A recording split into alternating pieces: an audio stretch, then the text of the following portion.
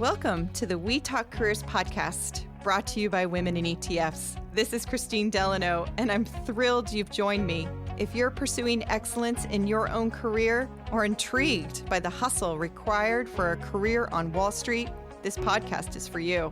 We've made all this advice accessible. Grab your own Thrive Guide with a workbook on leadership skills at KristineDelano.com. So, put aside that massive to-do list and let's get inspired. Why do millennials value safety? And how does competition and mission collide in the work capacity of Gen Zs? Shanna Weber joins us on this episode and dives deep into the generations. How, as leaders, can we understand better to become better managers? Let's give a listen. Welcome, Shanna, to the We Talk Careers podcast. It is so great to have you back. It's great to be back, Kristine. Thanks for reaching out. I'm excited to talk today about the different generations in our workforce. It's something that's so exciting, and I'm looking forward to sharing a lot with the audience. Oh, I am really looking forward to this conversation. I believe it's something that we all know a very little bit about, but with some more knowledge, I think we can all be less dangerous. So I am excited to just sort of dig in. Before we do that, though, I know a number of our listeners will remember your fantastic episode way back when we first started this podcast. But give us an update. Where are you now? What are you doing? What does your bio look like these days? Yeah, so there's a big change for me. As some of the audience may know, I was in the financial industry and asset management for about 23 years, worked at a number of large asset managers and finished up at Schwab. Last year, I decided I wanted to do my own thing, which I never thought I would do, is run my own company. And I really wanted to get down to the one-on-one level versus leading global teams or leading, large enterprises. I wanted to get back to helping people develop themselves for their careers. I did a little bit of that when I was younger. I was a tutor and a trainer when I was in college. And so I love that. My parents are both teachers. So I'm just really inspired to get back to the individual, help people learn some new skills. So I launched Prima Consulting last year, and I focus specifically on team engagement, leadership development, and durable skills development workshops. So learning how to work together better, how to present ourselves stronger, how to be confident in our strengths and use those strengths to lead better teams so that our workplace is somewhere you want to go versus somewhere you have to go 5 days a week. So I think the episode for the timing of a few of my colleagues is really fortuitous because I've actually had over just this last week a couple of conversations about people looking to leave their corporate jobs after more than a couple of decades and kind of go into something that sort of speaks to them more in terms of consulting or working with, the companies that they used to work for. So tell us just a little bit. I know this is not what we're talking about today. I'm so excited to get into sort of the generational differences and how we can be more effective in our jobs. But give us just a little bit of a teaser of what that looked like when you left and how quickly you were able to pivot to something that really sustains you now. Yeah. So I started with, when I was probably about 40, I decided when I retired, so thinking like 60, I would want to do something that would keep me challenged, engaged, working with people, thinking, adding value. And so I created a business plan to do my own consulting firm specializing in individual coaching, primarily for those going from manager level or leader level to leaders of leaders. So thinking about that step up to officer or taking over a larger enterprise versus the C-suite. And so I wrote a business plan. I thought this was all great and dandy. And then COVID happened, and working remote for 2.5 years and then getting back into the office and role switching and leadership switching, I just decided I was kind of, why am I waiting? What am I waiting for? Why am I holding off on something I'm really passionate about? So I decided to take the plunge, and last May left my most recent employer, Schwab, and started my own firm. And it's been great. A lot of my successes has honestly been a result of the networks and the relationships I've built over the last 25 years and being able to lean into previous partners, previous peers, colleagues they have been really supportive. Everybody, I mean, Kristine, you and I have talked about stuff. I've worked with a number of women from I've got clients from women in ETF. I have previous employers that are now clients. And so just being confident in what I can add and keeping those great relationships over years has really helped. I'm really looking forward to this conversation. And one reason, and I want my listeners to know this, is that often I am pitched folks coming on the show and they have one idea. Or I see someone, or I know someone, or I'm introduced to someone, and I'm like, ooh, they've got a really interesting angle. You were complex to me because you had so many great ideas and so many great ways that we could do this. And it was like, oh, I don't have 6 shows. So, so it was really hard to like pick amongst my favorites, but I am excited about the show today because I think that a lot of us know a little bit about these generational differences. They show up strongly in the workforce. We don't know enough to be dangerous, and therefore I just don't think that we are as teams forming and storming the way that we could if we had more information. And I don't think we're going to solve it for folks in 25 minutes, but I do think that we can start to lay some groundwork so that folks can either themselves get more educated based on the pieces that they know they need to really drill into, or they need to hire someone to really help them do this better. So before we even define any of this, tell us a little bit about why we should be listening to you about it. So give us a kind of a passion story about sort of generational differences or something that you've experienced to really help set the stage on what we're going to be talking about today. Yeah, absolutely. I think first and foremost, in my career, I have worked with so many diverse teams from geographical location to age to experience and all those things. And I had to learn how, really honestly, to manage up. So for me, I was the youngest person on our executive leadership team. I was the youngest person in my department. I was the youngest person that got to MD. And so I was always managing people older than me. And I needed to learn how to better work with them. So I started digging into this generational difference work and started to do a lot of work, did a couple of courses, that type of thing.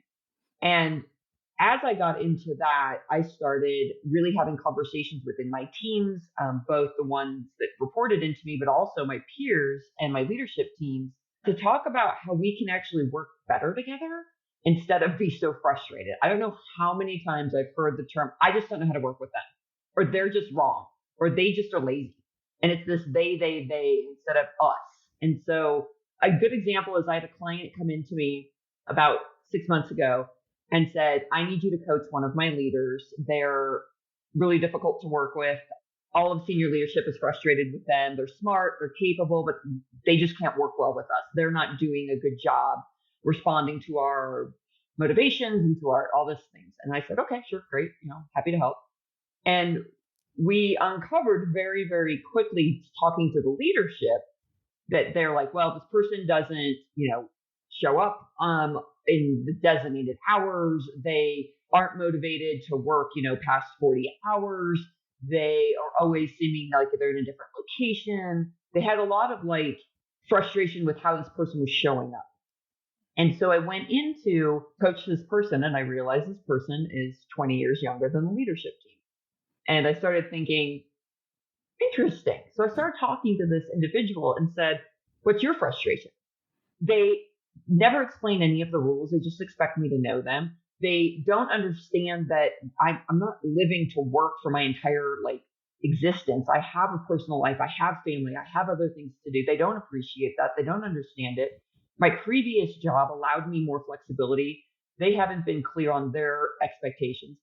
And what I realized was this was really more of a generational difference in expectations and what kind of is the status quo that these two opposing forces were going through, versus it being a personality issue, or that this individual needed to be coached on how to manage better or lead better. It was more the two groups needed communicate better. And so I talked to the leadership and I said, how about I give you guys 4 little nuggets of information about this person in their generation. Went through a couple of what they experienced when they were in college, what they went through when they were in high school, how they connected with people, how they grew up a little bit, and then explained what that looks like. And they all go, oh, yeah, that's the problem. Yeah, that's where we're struggling. And so it was able to realize that it's not an individual personality thing. It's more how we all are expecting others to show up. And having that blanket assumption puts us in a place where we start creating conflict that doesn't need to be there. And that becomes really powerful because they can extrapolate what they learn for not just that one person, but for a population of people that probably share a lot of the same traits and characteristics. Yeah. I think that the interesting thing that shocks most people when I tell them is the youngest millennial is the oldest millennial is 44 years old now. And people still in their minds are thinking of millennials as like these 25-year-old kids. Right. And I'm like, they're 44. They're raising humans. You can't treat them like they're kids anymore. They could technically be grandparents, right? Yeah, I mean, biologically, yes, they could. I'm like, some of these people have 20-year-old kids. Right. Like, then they have their kids after college and they still have 20-year-olds. Like, we have to think about this in a whole different light than we have been for the last 15 years. Right. So take us through those. Take us through the 5 generations. Help us understand who they are and how we can remember them better. Yes. So for the first time, I always say this, for the first time in history, 5 generations are actively participating in the workforce. And so when we start with who those 5 generations are, the oldest, our most experienced, are the silent generation. And these are people born between 1925 and 1945. So these are individuals who are 79 years old and older.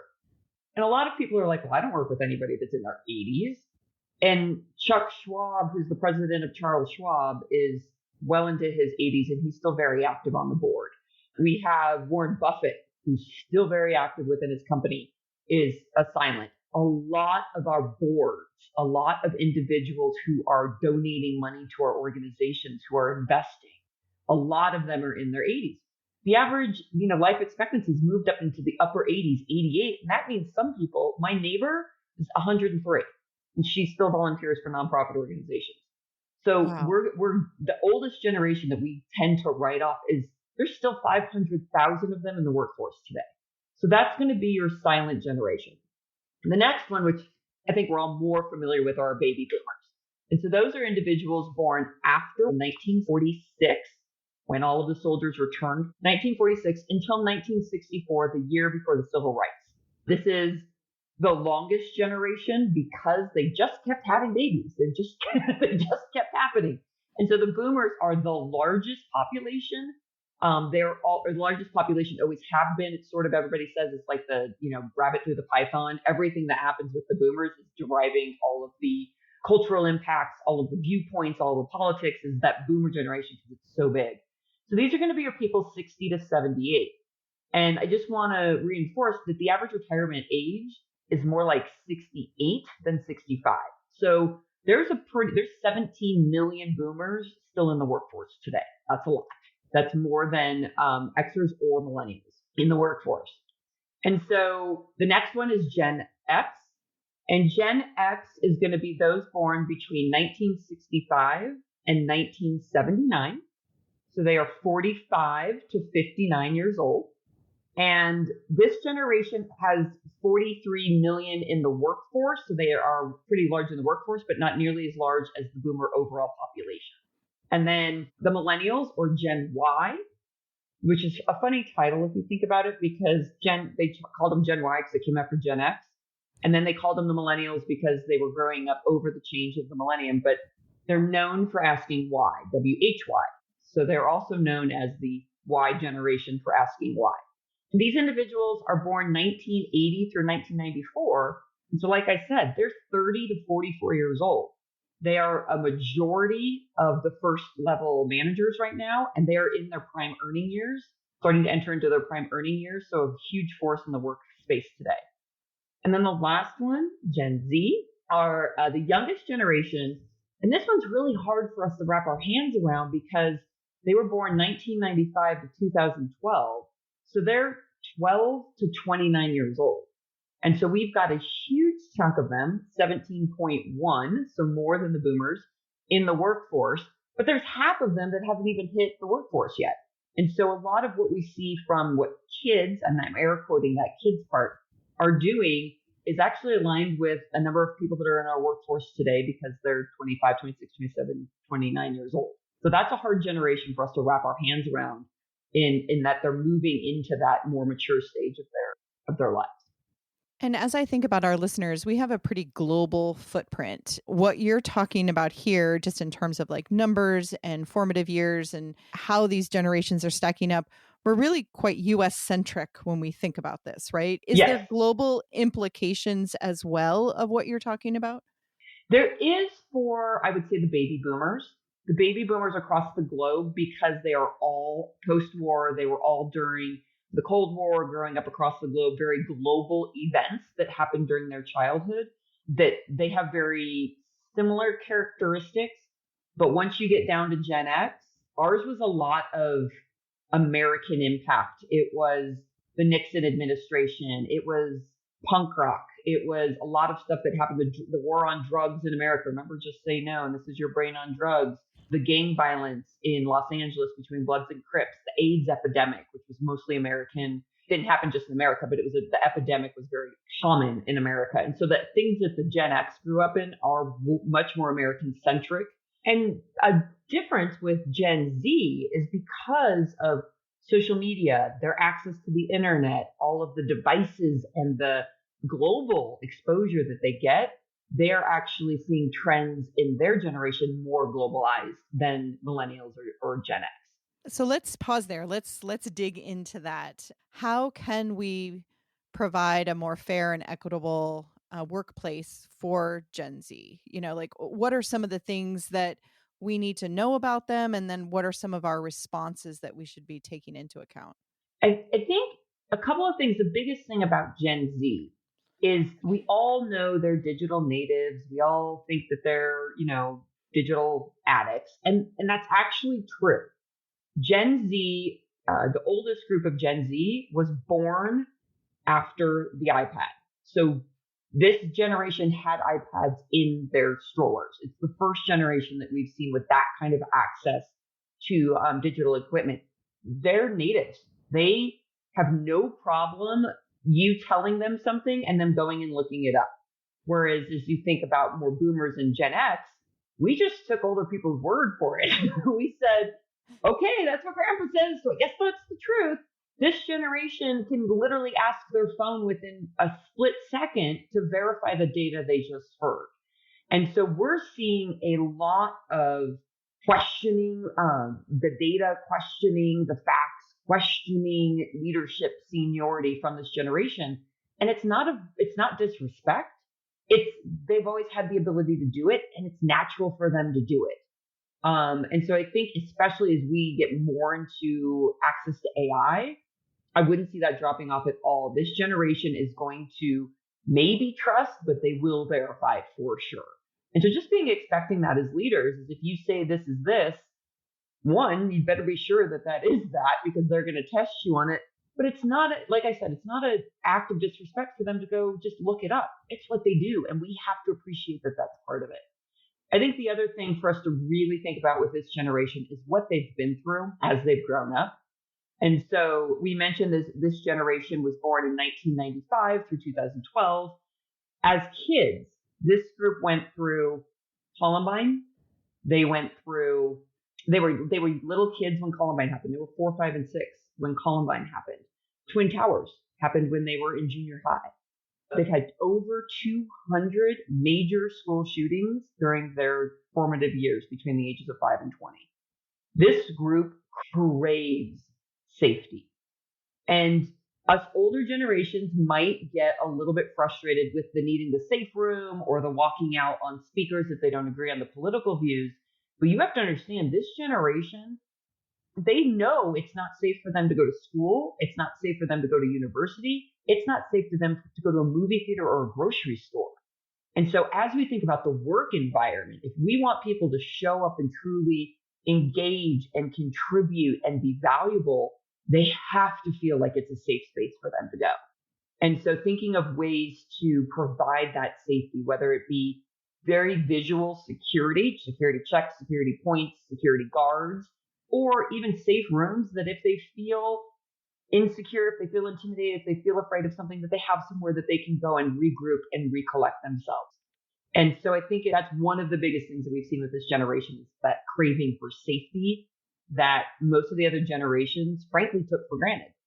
So, what do workplaces look like that really engage this generation? So, if you think about, I think about so many open spaces versus closed offices, but is there a more innovative way to think about how you create teams that really excite Gen Zers to participate? I am going to make a lot of people very upset with this comment. Gen Z graduated high school and college on Zoom, and they like to be able to work wherever they want to work. And this is taken, I think, by the older generations as not showing up for work. And I try and relate it to the boomers in this way. If you think about the boomers, and so these are the people that, were working through the 70s and 80s, you left work and you didn't bring work home, right? Your computer, if you had a computer, or once you got a computer, you still didn't bring it home. It weighed 1,000 pounds. It was, if you were working in a manufacturing line, or if you were working in a field, or if you were doing manual labor, you didn't bring your work home. And so there's a mindset that if you're not at work, you're not working. And that is very understandable for that older generation of boomers, which are making a lot of our corporate board decisions. And even if you go down into Gen X, they didn't really leave work until well into, they were in their 30s when you started bringing laptops home for most of them. It wasn't how you were used to working. And this generation has always been remote, is totally fine with it, literally went to prom virtually or went to college graduation through Zoom. So them needing to be in a space together is not a requirement. But they do they are very social. They do like to work with others. While they're very independent and they really work to show themselves striving, they do like to connect with others on things that are valuable. So a lot of experiences that are keeping people, this generation, Gen Z at work, is a lot of the ERGs, the employee resource groups. And not just having employee resource groups that are related to race or to gender, but to maybe they're from a different country or have a different, cultural background, or maybe it's religion, or maybe it's, a political cause or a community reason. So ways to connect with people that may not be related to work, but to build relationships with people they work with in a more social aspect. And so the ERGs are kind of a grand slam and home run for this generation in the workspace. It does bring them into work the more they feel connected with their coworkers. So, as a part of what I'm doing now with writing novels, I do a lot of research. And one of the rabbit trails of research that I do is on things like TikTok and Instagram reels and things like that to get some vernaculars down and to really, sort of drill into some character traits and things like that. And I recently, you know how these algorithms work. Once you start watching something and then it's like that's what they decided that I like to watch.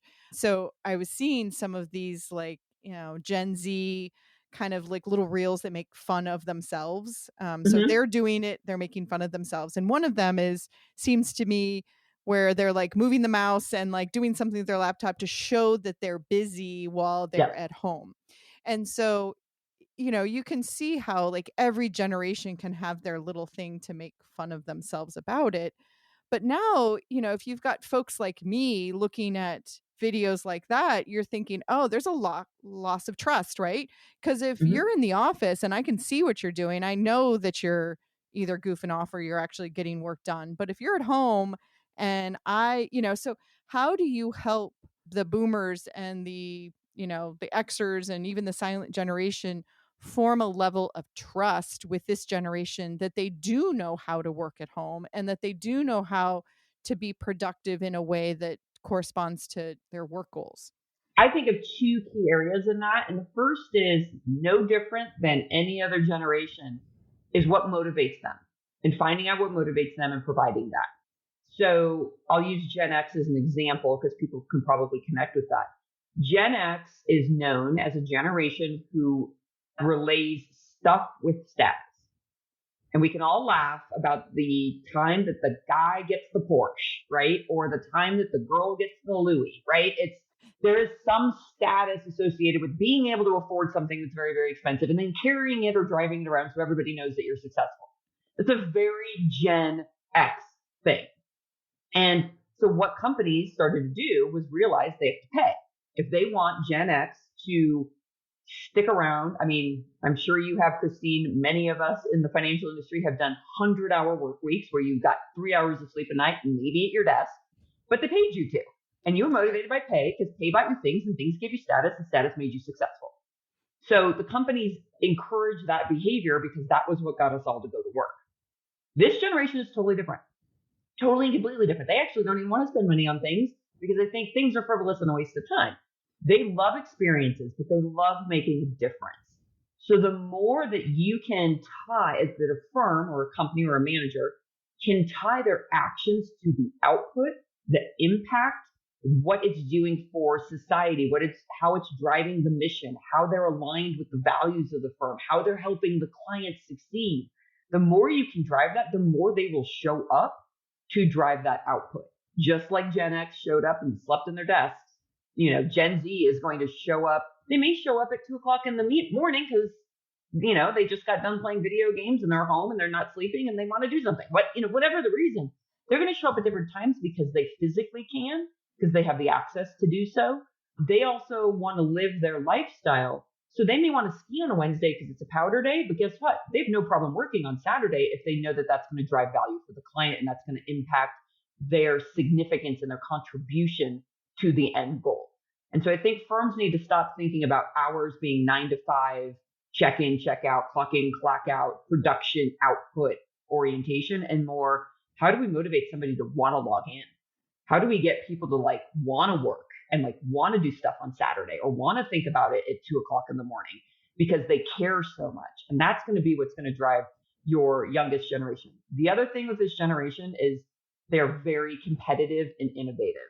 So the more we allow them to compete with our competitors, so the more that we can say firm A is going to get ahead of firm B if you do this, or the more we can say this is going to help your clients more than the other firm can help your clients, and also allowing them to try new things and to be entrepreneurial. They will love that. A project that they can lead, they're going to figure out how to make it successful because they want to succeed in providing value. So that's I think the difference is how do you motivate these generations?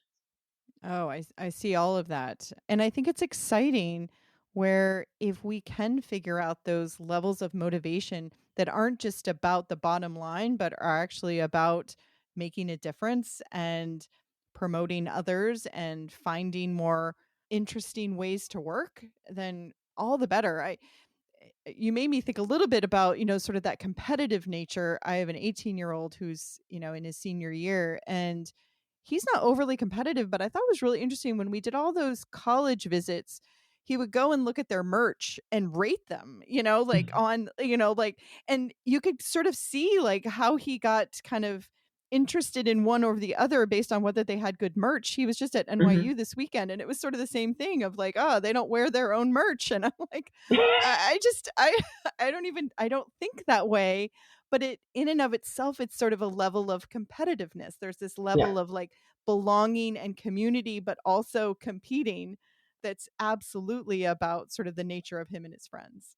And I think it's funny that you say that because it's not I need to win over John or Karen or Maria or whoever, right? I don't need to win over them. We need to be really the best. And because they're so used to likes and ratings and stars and watches and clicks and all those measurements that make you look successful, again using the air quotes, to them is about being the best. And the more you can lean into how do we be the best, how are we the best, the more they're going to get into that because they're used to that comparing to other things, comparing, one brand to another brand, comparing. I mean, I don't know how many times my son has shown me the chicken sandwich challenge, right? Like, who has the best chicken salad sandwich? And that's what I'm talking about. So if they can be like, ooh, how do we get more clients? How do we get more likes on our website? How do we get more views? How do we get more, fans, whatever it is that you're Right. trying to get more of? That really motivates them because they're used to that sort of rating system in their daily lives. Okay, so I could spend hours talking about them, but I do want to actually get to millennials before we run out of time, because I do think that there are some preconceived notions that maybe aren't really true about who they are. And I think you hit on one, which is that they're older than we think. Yeah. um, but sort of take us through, these are the folks that are sort of really rising up in our organizations now. They are the leaders that are being given the keys to the castle. So, Mhm. so take us through how we, as leaders of organizations, can enable this next generation. I'm going to cover this super quickly. And in the workshop that I do that talks about generational differences, we dig into this a little deeper. But the millennials have a lot of labels and misconceptions like entitlement, like not hardworking, those types of things. And I want to say that that is all of the parents' faults. It's not the millennials. And here's what happened. The oldest millennial was 18 when the Columbine shooting happened. They were 18, they were senior in high school when Columbine happened. And if you know Gen X, our parents were never to be seen. We're the latchkey kids. We have no idea. No parents were ever home. We were cooking for ourselves. We strung Christmas lights from the ceiling by ourselves. Like, there was no supervision because our parents were working. Well, the kids that did Columbine were building their own guns in their bedrooms because their bedrooms were locked and there was nobody supervising them. Lots of other reasons. But every parent all of a sudden goes, I don't know what my kid's doing. I don't know where my kid is. I don't know who my kid's with. I don't know what they're buying online. I don't know what they're up to. And so that parents swooped in and way overprotected, got really involved. So what ended up is you end up with a generation that is used to having somebody look out for them, having somebody solve their problems, having somebody come with the answer to the table and help them move through it. You have an entire generation of nothing wrong is ever going to happen to you because somebody will move that roadblock. Somebody will make sure you're okay. Somebody will be there to save you. And so when we give them this pressure of go solve the problem and then we walk away, they're sitting there going, I don't know where to go because they never had to. And so they are starting to get one because they've been in corporate for now, 15 years. They're starting to get better at that, but they still have that presumption that they don't solve problems. They do. They have learned. But we also need to understand that a lot of it is they want reassurance and support to be able to move through problems. And so they are very motivated to do things that make an impact as well. They do have a lot of traditional sense in them, which surprises people. They're more like boomers than Xers in the sense that they like tradition. They like understanding how things are going to be. How do they need to show up? What do they need to do? How do they need to dress? How do they need to do these things to be part of the group? They're okay with knowing what those expectations are. And I think the biggest thing to know about millennials is 70% of millennials have some sort of secondary higher education, whether that be an associate's or a bachelor's. 70%. These are not people who do not have knowledge. They love knowledge. They crave knowledge. So the more you can give them information, the more you can feed them with knowledge, the more you can support their growth and development, the more they're going to buy into things. So they're really motivated by being a part of something and having support and having people work with them. So I'm thinking a lot about the story you told in the beginning about the younger leader that they thought it was sort of a coaching issue, but it really ended up being a generational communication issue. So help our listeners out there that are running teams now or, running their small businesses. How do they know whether it is an individual issue or they need someone like you to help them understand that it's sort of a generational communication and expectation issue? It can be both, but I think a lot of the times when we think about generational is, am I expecting other groups of people to do things the way I do? Am I showing up telling people how to do things the way I want to be told how to do them? And I think this is very, very common for younger boomers and older Xers that have been in corporate for a really long time to be like, well, this is just how it was done to me. And now I'm doing it to you, right? Like I was just told, go do this and here's what needs to be done. And therefore that's how I'm leading you is how I was led, right? And the more we can remember how much we hated being told what to do when we were young, how much we hated when somebody was like, oh, you're young, you don't know anything. If you can like put yourself back in those shoes and say, am I coming at this person, at this individual in a blanketed approach, in a more not personalized way? Am I just doing what I have always done and what's always been done to me? If that is the case and you see yourself doing that and them not responding well, my guess is it's probably more about the differences in approaching the person and helping groom the person than it is about the individual not being respectful and not wanting to work hard.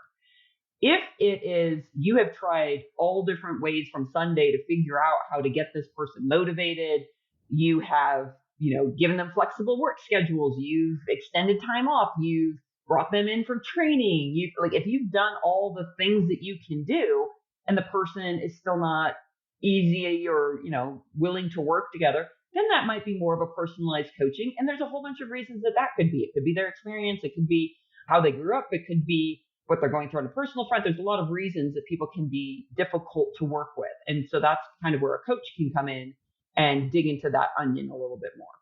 Oh, that's good. That is good. So, just on a last question here, tell us a little bit about what engagements kind of look like with you and others like you, and then I will also just mention that all of the 5 generations and a bit of a definition, we're going to put that in the show notes because we couldn't get to all 5, of course, during this one episode. But tell us just a little bit about what it looks like and how you sort of do an initial engagement. Yeah, and focusing, specifically on this kind of workshop, I do what I call skill development workshops. And so these are typically 90 minutes, where 90 minutes to 2 hours, depending on how big the group is. And I come in and we learn a little bit of content. So for this, we'd learn about what were the formative years like from a technology perspective, but also from a social and media and cultural perspective that formed these different generational characteristics. And so you'll learn a little bit more about how do people show up in a broad category? Why is that? And a little bit more empathy. Then we work together to get into what are techniques, skills, different pivots of mindset that I can take when I'm doing stuff within my teams. And I really love doing this workshop specifically in teams because there's a lot of, oh, that's why he does it that way, or that's why she keeps saying that. And then you can talk about it with better vocabulary, better terminology, more insight into what's going on and really dig into what's happening within the teams. And so they're really about creating engagement, collaboration, and bonding, but also learning some content. And then one-on-one coaching, which also is good for this. I really like working with leaders to help them develop a better understanding of what might be going on within their team, whether it's generational differences, other areas of diversity. It could be, physical ability or mental ability. It could be gender. There's a lot still of women feeling pressure of gender differences, and coaching individuals to help how to create some inclusivity within our teams and really work with individuals. And then I also do strengths, Gallup strengths, Clifton strengths training. That's really fun to go with teams and be like, how do we all show up? How are we all special? How do we all work together and do team engagements at like offsites and stuff like that? I love the strengths because, we focus on the things that we're good at as opposed to always trying to beat ourselves up about the things that we're not. Yeah. Well, I'll leave you with one just little story for me. So I mentioned that my son just turned 18. We had a nice little time with him and his best buds. We took him to Indian food, like 5 of his best friends, all guys. And one of the gifts that he got was a film camera, like just film. And they are the most connected, it's all technology, all of that. And I'm like, what? And they're like, well, they're planning this little road trip together and they thought it would be really exciting to like use this camera, take pictures, everyone could use it, and then have to send it away so that there's like this excitement of what they took pictures of. And I was just thinking, oh my gosh, like the delayed gratification and sort of the excitement of what film is. And it's almost a test. I know. Can they do it? I know. I'm like, they'll of course have their phones. They'll be taking lots of pictures all the other ways too. But I just thought that was hysterical to me. So yes, fun with film cameras for the, Gen Zers in your life. Yeah. I always tell my son, who's also a Gen Z, to go out and play 1985. I'm like, yes. just go play 1985. You can't be plugged in. You can't turn it on. It has to be outside. Just go play 1985. Go get dirty. Yeah. Go get dirty. Well, thank you so much, Shanna, for being on the show. It was just really enlightening, and just really appreciate your intelligence and wisdom on this. My pleasure. I love talking about it. Sorry, I probably talked too long, but thanks for the time, Kristine. Always great to see you. Not at all. You too. And thank you, our listeners, for spending your time with us. I hope this is not just information, but you let it be transformational in how you think about your career. I'm rooting for you. If you're an Apple user, I'd really appreciate it if you took a few seconds to leave a rating and a review.